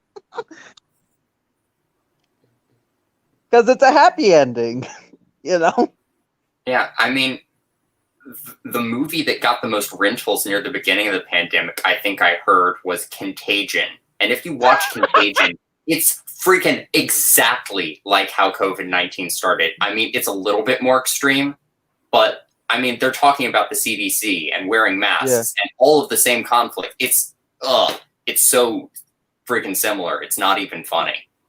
You mix COVID with Ebola, you get Contagion. Basically. I mean, for the first half of the year, I was just binge watching The Walking Dead, so that's fun.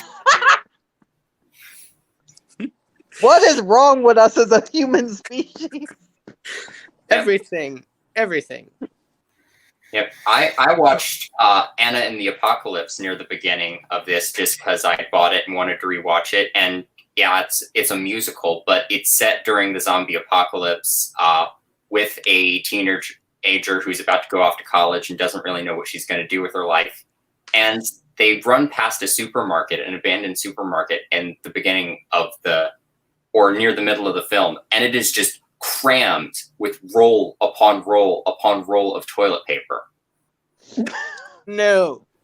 Why? What?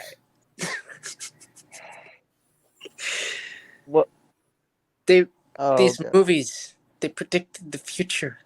I mean, yeah. Life imitates art, I guess.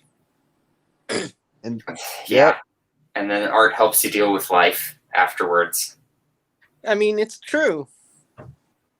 It is. I totally agree, man.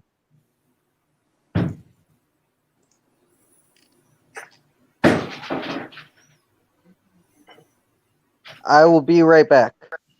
All right. So I recently saw this short horror film. I think it's called Make Me a Sandwich. It's like 3 minutes long. It's pretty, I don't know, it deals with like an abusive relationship, and the ending is, I don't know. I mean, it's something. I don't know how to describe it, but it's certainly lost my train of thought. No, yeah, it's an ending, I guess. But have you seen it? No, I'm just trying to. Yeah, I haven't seen it, but I definitely want to see it to know what I think. Looking back, it's kind of predictable. I mean, it's well put together for like a 3 minute long film. I don't think you've missed much, James. We theorized about Coraline a lot, and then we somehow got on the topic of the pandemic. Hey, I'm back. My mom needed me real quick. Sorry about that. Yeah, no problem. But dude, I know what you were talking about before I left. I've seen it. that's a really interesting look at abuse through that Yeah. story, and I like what they do with it. Yes. I mean, the ending is. I'm not going to spoil it. Hey, can I ask It's you guys jarring something? to say the least. Yeah. Yeah. Oh, yeah. Go ahead. What's the question?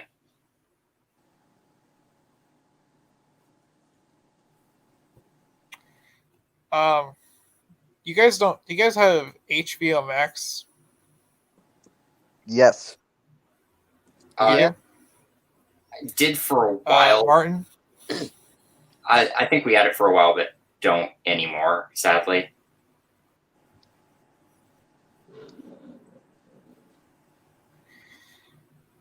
Yeah, I just because I canceled my subscription yesterday because I wasn't watching it nearly as much as I watch, like, say, Netflix or Disney Plus.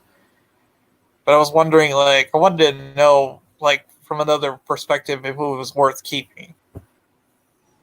It's got some good stuff on there, but of course it also has the Witches remake, which I still haven't seen, but I'm not really excited for, so who knows? I've heard that it's not. It doesn't suck, but I've heard it's all right. It's not the original Witches. It's not the nightmare fuel of the practical effects of the original Witches, but it's a movie. I mean, But oh, you go, kinda dude. You got disappointed. something. I haven't seen it, but I've like listened to the audiobook. I've read the book. I haven't watched either of the movies. I should, but I mean, I'd like to at some point. I don't know. The everybody hates Chris narration type kind of feel to it just kind of turned me off. I'm like, That was one of the main negative things I heard. The what? There's You ever- narration from the main character that a lot of people didn't like. you ever see the show Everybody Hates Chris? I have not, sadly. It's like a sitcom, and this kid played by I forgot who he's played by, but his older version is played by Chris Rock, and Chris Rock narrates it.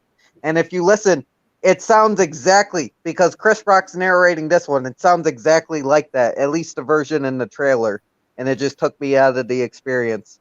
It's like a fictionalized biopic of Chris Rock when he was a teenager. Yeah, that is true. And it has Terry Crews in it, which is probably one of the main reasons to watch it. Yes, Terry Crews. He's the best. Because Terry The Crews reason why I laughed there is because I thought you were talking about the witches for a second, and then I realized, oh, he's talking about Everybody Hates Chris. I'm like, nah, but you're right, dude. Anyway, not related to anything, but there's a movie that I watched recently, or like last year, I think. It's really good. It's a drug trip that has no real plot other than chasing a particular car. It's called Repo Man from 1984. It's like this. It's. I've heard of this. I haven't seen it. I've heard people talk about it. Yes, it's great. It's got what's Emilio Estevez, Harry Dean Stanton, which is that's where I first saw it, at the Harry Dean Stanton Fest. That's a yearly thing. But yeah, it's a great movie. Bizarre and trippy, but it's really good. I highly recommend it.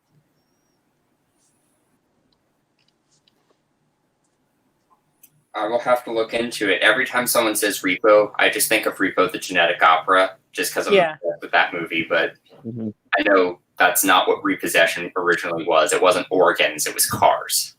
Right. Yeah. There's another good Repo Man, which is kind of like Repo the Genetic Opera, but it's like an action version without the musical and gothic elements, which I actually enjoyed that version. It's not as good as Genetic Opera, but it's a fun action film. It was decent. Yeah. It might be alright. It's just like the gothic and musical aspects are why I love Repo. Yeah, man. Fucking the Grave Robber owns that movie. Mm-hmm. Mm-hmm. I mean, he wrote all that music.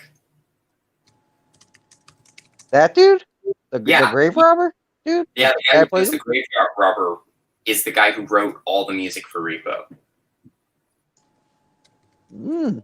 Nice. He also plays Satan in The Devil's Carnival. I gotta see this Devil's Carnival. Everybody keeps Yep. building it up. It's not as good as Repo, but it's good. I believe that. But Repo's just a whole other level. It's hard to be as good as Repo. Yeah.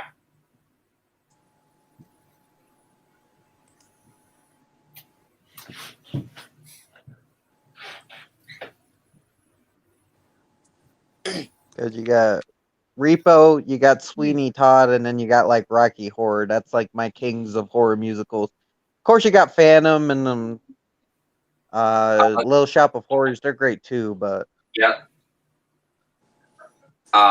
If I can plug something really quick that's not mine, there's a YouTuber I follow who's really good. Goes by the name of Video Nasty. It's spelled weird, but they just uploaded a video called Deconstructing the Horror Musical, and it's this really great film analysis on why horror and musicals go so well together. It goes in depth into Rocky Horror, into Little Shop of Horrors. It touches on Phantom of the Paradise. It's an amazing video essay, and this person has maybe a little bit under 200 subscribers. It's criminal. I'll watch definitely. Video Nasty. I'll look for them. Yeah, and just look up Deconstructing the Horror Musical, and it should come up. But I can link it to you if you want. It's up to you, man. I'm down because I love that genre, that mixing of the genre. Yep, a little glass I'm vial. not a big musical fan personally. I That's get all right. that. A lot of people aren't, man. A lot of people aren't, which is understandable. I used to hate musicals until I saw Rocky, and then I was like, "Wow, I should give this another chance because this is amazing." Yeah. There's only like a handful of like horror / general musicals I actually like. hmm Rocky Horror is one of them. Man, But it's not one like of those movies. Yeah. What were you gonna say? I'm sorry, I didn't mean to cut you off, dude. No, I was just gonna say it's not like a genre I watch too much of. I get that. It's like I don't watch a whole lot of it. I love musicals, but it's like I don't watch like every single musical that comes out, but there are ones I really gravitate towards. Right, because music is so broad anyway. It really depends on whether I like the style of the music. Mm-hmm. I mean, definitely. Because of course, I got the horror ones I just mentioned. Then there's like Mary Poppins, anything from Star Kid or Tin Can Bros is good. Yeah. There's a lot of good stuff out there. Cheese Bang Bang is my shit. Oh, Martin. I wanted to tell you that I watched that Aladdin Star Kid production. Oh yeah? And I freaking laughed my ass off throughout the whole thing. So thank you for the recommendation. Oh, no problem. I'm so glad Trenchy. I never thought I could sympathize with Jafar. Right. Star Who Kid, knew? man, the power of Star Kid. They take the most hated character in any series and make you love them. I tried to get into like the Harry Potter one, that I couldn't make it all the way through. But this one, Fair enough. when they're taking taking jabs or like poking jabs at like the Disney genre as a whole, it's just like, oh my god, this thing's just killing me. Yeah. When they buy Pixar at the end, that was brilliant. I'm gonna get back to reviewing those. I'm gonna get back to it eventually. Halloween threw me off, but I'm gonna get back to it.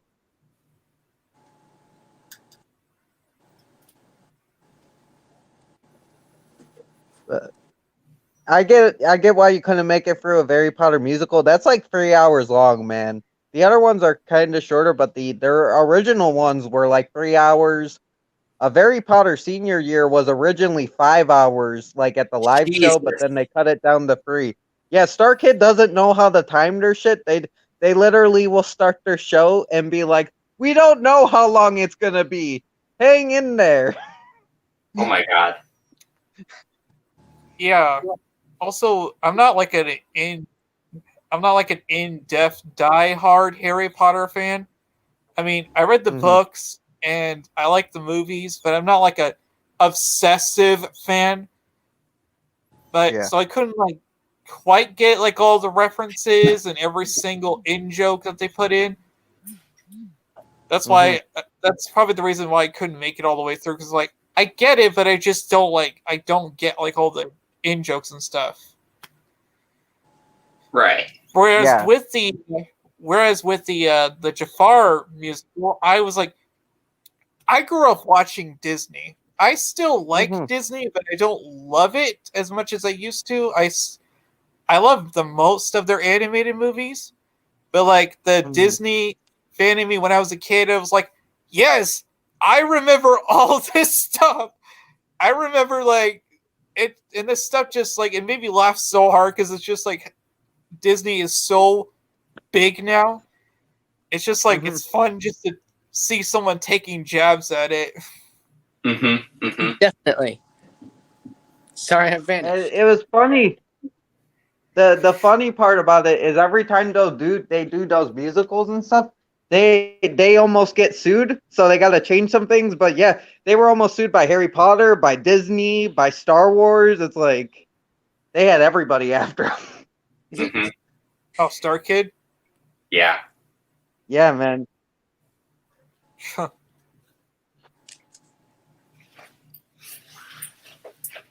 I don't know why.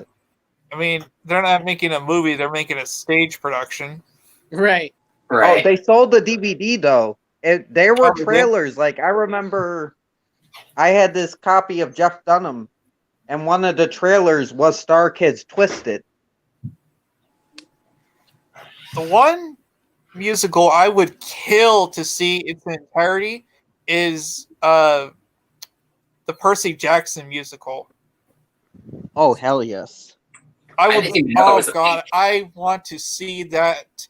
Like, I wish somebody would put the whole thing on YouTube or something. Like, I want to see it so bad its entirety, because people have said it's more faithful to the goddamn book than the movie was. Whoa! Like they had actual freaking lines from the book put into the musical that the movie didn't have. I mean, it's kind of a low bar with the movie though, because it's not faithful to the book at all. Right. I would love to see an Assassins movie. I think that, or at live. I think either way that would be great. What'd you say, Martin? Because you're a I don't know if it's my computer or your thing, but you keep buffering between what you're saying. That's. I'm trying to. Oh, I don't know what that is. It's probably your computer.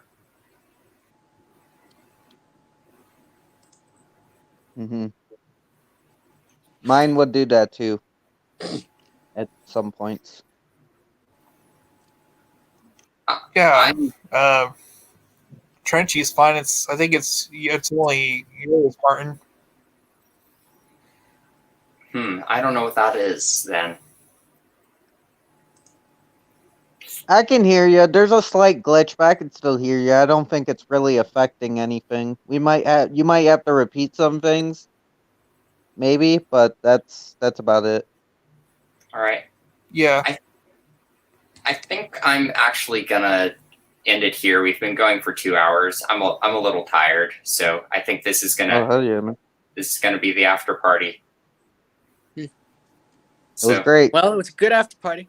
yeah, pleasure having everybody on, and Pleasure to be here. yeah, thank you to everybody who Mhm. came. So, see you another time. Bye. See y'all. Yep. Walete. Stay frosty. Oh, dude, he didn't end the stream and he left.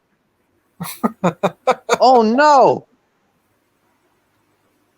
Martin, come back! Your stream isn't over. Somebody better let him know. Martin! I hit the wrong freaking button. I'm sorry. I'm hitting it. Okay, I'm actually ending the stream now. I'm not gonna just strand you here. Okay. Bye. Alright, stay frosty. Bye, guys. That was the best.